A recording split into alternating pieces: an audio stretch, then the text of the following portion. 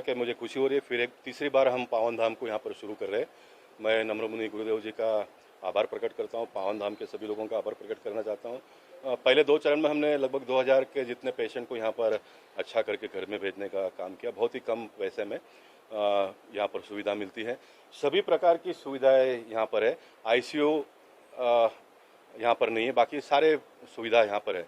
इन दिनों में जो ऑक्सीजन का जो थोड़ा डर और एक मीडिया में चर्चा का विषय है बना हुआ है, और कुछ बातें वास्तविकता भी है। हमने पहले दिन से ये ऑक्सीजन कॉन्सेंट्रेटर यहाँ पर लाया है हमने।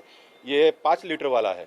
अब इसके बारे में ज़्यादा डॉक्टर तन्वी आपको जानकारी देगी। इस प्रकार के 10 लीटर के भी मशीन्स मिलते हैं जो आपको ऑक्सीजन इसमें से ही जनरेट होता है। तो इसका उपयोग मुंबई शहर के लोगों ने ज़्यादा से ज़्यादा करना चाहिए, ऐसा मैं मानता हूँ। और रेमडेसिविर इंजेक्शन भी अभी पूरे देश भर में जब इतनी बड़ी संख्या में मरीज आ रहे तो शॉर्टेज हुआ है, लेकिन सेंट्रल गवर्नमेंट ने कहा कि बिल्कुल हम शॉर्टेज होने नहीं देंगे। एक्सपोर्ट बंद कर दिया गया है, तो सारा का सारा रेमडेसिविर इंजेक्शन भारत देश के लोगों को मिलेगा। इस प्रकार की एक व्यवस्था हो रही है।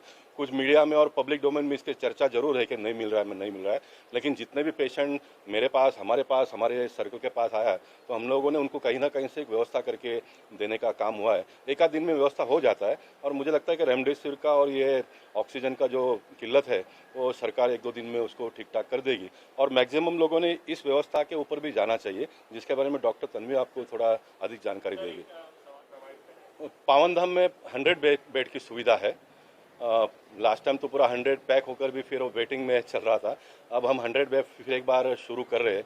वैसे मुंबई महानगर पालिका के ओर से भी बोरीवली ईस्ट में एक हॉस्पिटल में हम लोग 200 बेड सावित्रीबाई फुले हॉस्पिटल है, वहाँ पर शुरू कर रहे हैं। जो पंजाबी गली में डायग्नोस सेंटर है, वहाँ पर अभी 150 बेड है, वहाँ पर और 50 बेड महानगर पालिका के ओर से हम लगा रहे हैं, वो भी शुरू हो रहा है। यानी बेड की कमी होने नहीं देंगे। गोरेगांव का जो नेस्को है, वहाँ पर भी महानगर पालिका बड़े पैमाने पर बेड्स बढ़ा रही है। ये पेशेंट और मुंबई शहर के लोगों का थोड़ा मनोबल बढ़े, इसलिए ये मैं सारी जानकारी दे रहा हूँ। यानी सरकार और एनजीओज के माध्यम से पूरा पर्याप्त व्यवस्था करने का प्रयास हम सारे लोग मिलकर कर रहे हैं। नमस्ते, मैं डॉक्टर तन्वी हूँ। पावन धाम कोविड केयर सेंटर एक CC2 सेंटर है।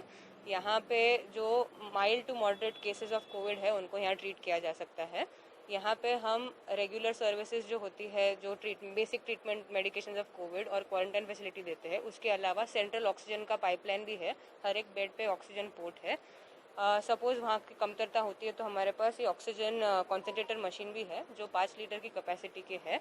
तो जब किसी का सैचुरेशन 95 से नीचे गिरने लग जाता है तो हम उसको 2 लीटर ऑक्सीजन पे चालू करते हैं। फिर देखते हैं कि वो उसका कैपेसिटी कितनी है और मेंटेन कर पा रहा है कि नहीं। फिर ग्रेजुअली धीरे धीरे बढ़ाते हैं। तो अप टू 5 लीटर्स अपन ये मशीन से बैकअप भी रख सकते हैं। इनकेस कभी ट्रांसफ़र करना पड़े आगे जाके तो बैकअप है, तो ऑक्सीजन ना भी मिले तो भी हम ये मशीन से उनका निवारण कर सकते हैं। इन केस गॉड फॉरबिड पर कुछ इमरजेंसी आती है तो बाईपैप मशीन भी हमने बैकअप में रखा है जब तक ट्रांसफ़र ना हो।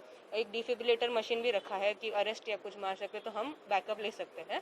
तो ऑल इमरजेंसी के लिए सुविधाएं रखी है, बट बेसिकली क्वारंटाइन